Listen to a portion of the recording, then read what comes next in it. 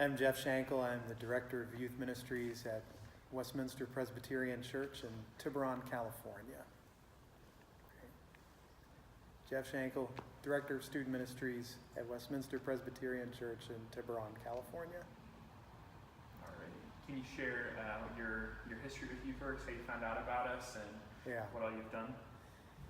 Let's see. I first found out about YouthWorks through professor turned mentor turned friend, and during a season of change in my own career, went to work with YouthWorks for what ended up being about a year, and since then have been bringing youth groups to work with YouthWorks for about 10 years now, quite a while. I have taken groups to San Diego exclusively. With the previous church I served at, we went 6 years in a row. This church, we are now entering year 3 in San Diego.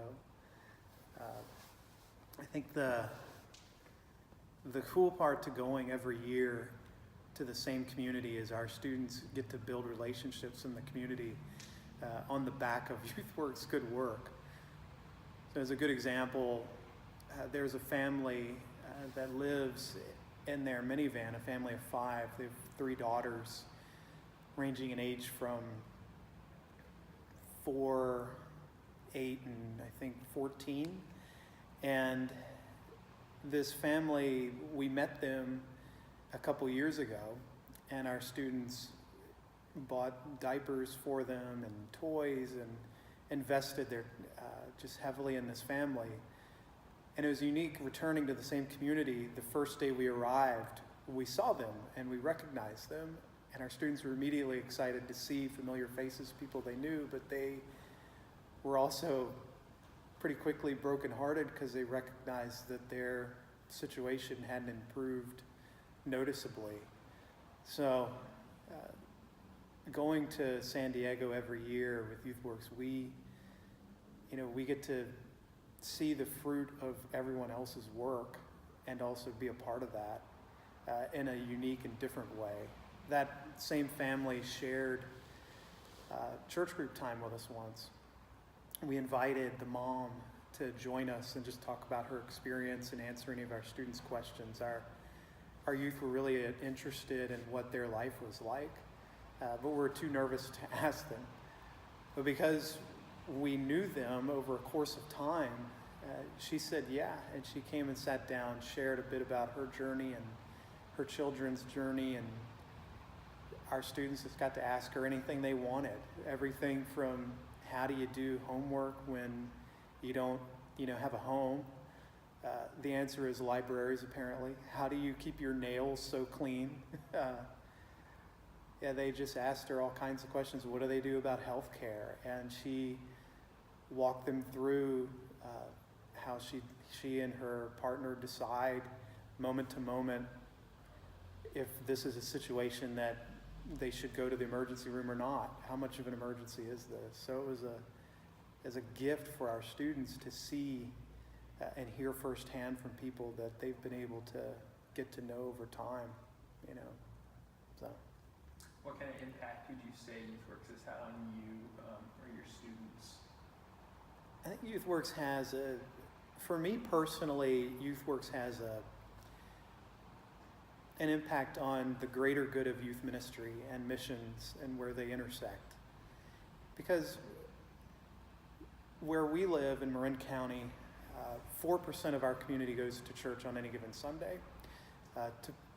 And I know a lot of people think they live in a post-church environment, but the reality is we do. I mean, more people go to church on any given Sunday in Egypt and Indonesia than they do where we live. So when YouthWorks left the San Francisco Bay Area, for a lot of understandable reasons, it left a void of the light of Christ here that is sorely lacking. My friends, my neighbors, the people that our church members know, our youth, the only ideas they get about who Jesus Christ is are seen through social media and the news. So whoever the loudest mouth is that can get on the news, that's what they think Jesus is. Whatever the most controversial thing that gets shared on social media, that's what they think the church is, until YouthWorks comes back. And there are lots of other organizations that we could and that we can help bring here, but YouthWorks has such a long reputation of serving with humility, serving with openness, serving with respect. There are some organizations that will show up and want to fix everything and come in with a preconceived agenda. YouthWorks has a personality more, the organization of YouthWorks has a personality more like our church would have, that let's see what the Spirit is already doing here. The people who've spent years doing good work, who've been the hands and feet of Christ in this community for years and years, what have they been doing? And let's partner with them. Let's help them do what they're doing. So in the meantime, if we can bring YouthWorks back to help empower people here who are doing good work, then we want to help that in every way, shape, or form. I can remember several years ago walking down Market Street in San Francisco, and I was with some YouthWorks folks at the time, and they had their name badges. I was with some friends from YouthWorks several years ago. We were walking down Market Street, and they had their YouthWorks name badges, and some people who were living on the streets saw them coming and just screamed out, "Hey, YouthWorks!" and just gave them such a big welcome and hello. And that showed the kind of reputation that I think Jesus Christ would have in this community that is sorely lacking. So on a personal level, YouthWorks helps myself and our church do good work in our area. What YouthWorks means to our youth group is something different. Because our church is a progressive church, and we live in such a progressive area, we live in a sort of ideological bubble, and our youth live in a, excuse me. Because our church is a progressive church. Let me try one more time. You're good. I have no idea how this is going to get cut up. That's all right. Done some of these, so I just keep going. But because our church is a progressive church, and we live in such a progressive area in the Bay Area, our youth live in this sort of ideological bubble. They don't know any conservative people. They don't know any personally. They don't know anyone. They don't know very many people who are moderate, to tell you the truth. And so when we go on a mission trip, we can go on a mission trip and learn from the community that we're serving. But what YouthWorks affords us the opportunity to do is learn from the people that we're serving alongside as well. Because any given summer, we're serving alongside churches from rural parts of the Midwest, churches from urban areas in Seattle, churches from Pennsylvania or North Carolina. And for a youth group from the San Francisco Bay Area, that is a gift. Our students someday are going to leave San Francisco, whether it be for school or for work or for the armed services or for whatever reason. They're going to have to learn, they're going to have to work with people who are not like them, who have a different outlook. And so to be in a place for a week where we're talking with each other, we're worshiping with each other, we're serving alongside each other, and we're all coming at it from a place that's grounded in Christ, but maybe goes in different directions at different points, that's a gift to our youth ministry. That's a gift to our students and our adult leaders.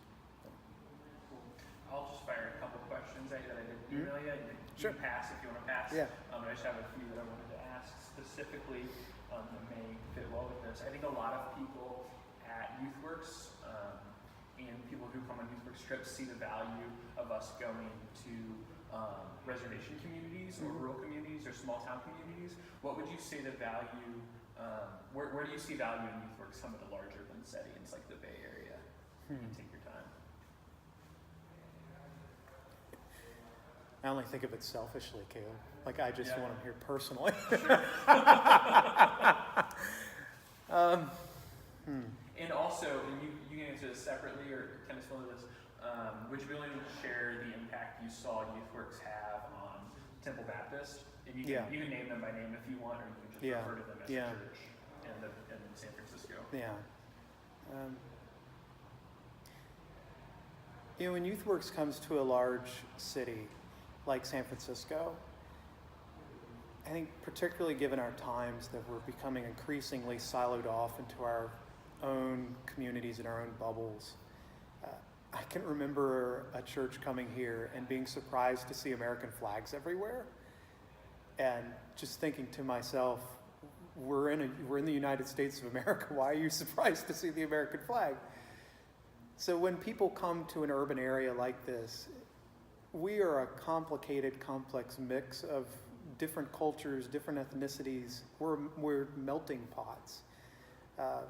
You can go one block and people are predominantly speaking English, another block people are predominantly speaking Spanish, another block people are predominantly speaking Mandarin or Tagalog, and they may not even know the language you speak. And those people, they are all created in the image of God, and they're all children of God, or they're all God's children, which makes us all their brothers and sisters in Christ. There's the Chinese United Methodist Church that I preached at once, and I had no idea what kind of feedback I got after that sermon because it wasn't in English. But I think there's so much to learn from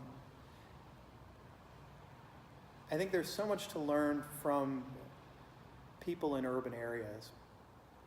Oftentimes they're immigrant communities. Their journeys to this place are inspiring. Their stories of finding freedom here in this country, or leaving oppression from wherever they've come from, or just coming here with a dream. Those things are inspiring and uplifting. And I think it behooves large cities like this to get to know people from rural parts and suburban parts of the United States. We don't have all the answers in large cities. We have the same problems that most other parts of the country have. They look different, they're dirtier, they're messier because there are more people in a small area.